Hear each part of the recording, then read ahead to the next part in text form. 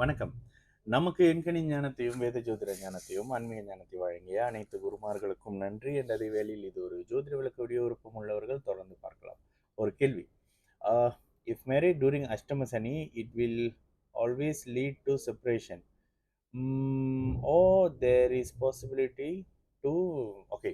கேள்வி என்னன்னா, அஷ்டம சனியில கல்யாணம் பண்றீங்க அப்படின்னா, அந்த நேரத்தில் அஷ்டம சனியில் சில பிரிவுகள் வரும். ஆனால் அதற்கு பிறகு அந்த பிரிவுகளுக்கு பிறகு அஷ்டம சனி முடிந்த பிறகு சேருவதற்கான வாய்ப்புகள் இருக்கா அப்படின்னு கேட்டிங்கன்னா, ஓகே.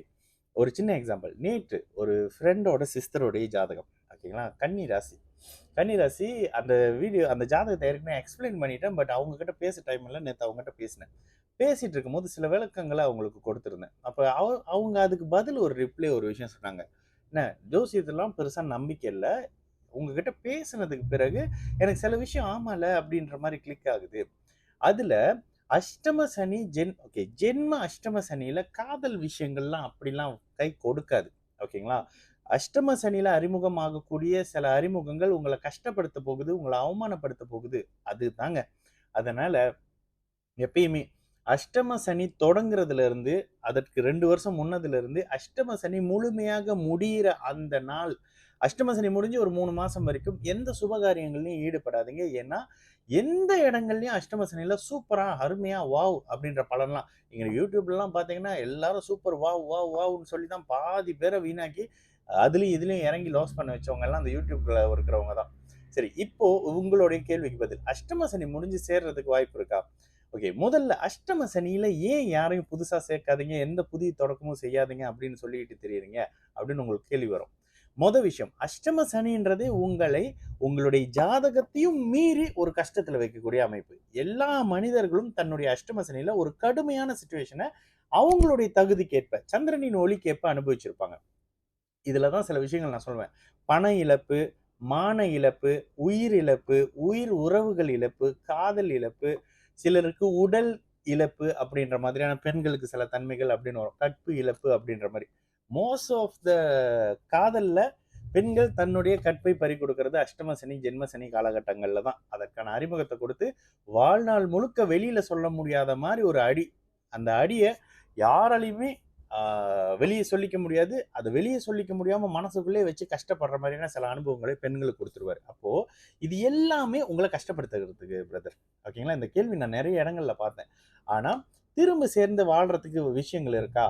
வாழ்றவங்க இருக்கிறாங்க. ஓகே. என்ன நடக்கும்? அஷ்டம சனியில இங்க திருமண பொருத்தம்னு வரும்போது கூட, கல்யாணத்துக்கு அப்புறமே கல்யாணம் நடந்தா கூட அந்த கல்யாணத்துல ஒரு ஒரு ஒரு ஒரு வெளியில சொல்ல முடியாத மாரி சில சம்பவங்கள் இருக்கும். திருமணத்துக்கு அப்புறம் கணவன் மனைவியா இருக்க முடியாம வேலை நிமித்தமாக 2 பேரும் வேற வேற இடத்துல இருப்பீங்க.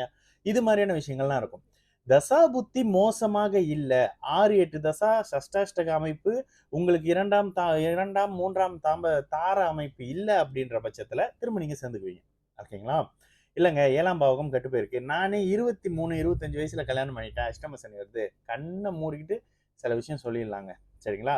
இதுல கல்யாணம் ஆயிருச்சுங்க. இப்ப நான் என்ன பண்றது? அப்படின்னு கேட்டீங்கன்னா, மோஸ்ட்லி சொல்றது கல்யாணம் ஆச்சா? 2 பேரும் ஒரு வீட்ல இருக்கிறத தவிர்த்து ஒருத்தர் தூரமா இருந்து வேலை செய்றது நல்லது. அதாவது கல்யாணம்னு பண்ணிட்டோம்.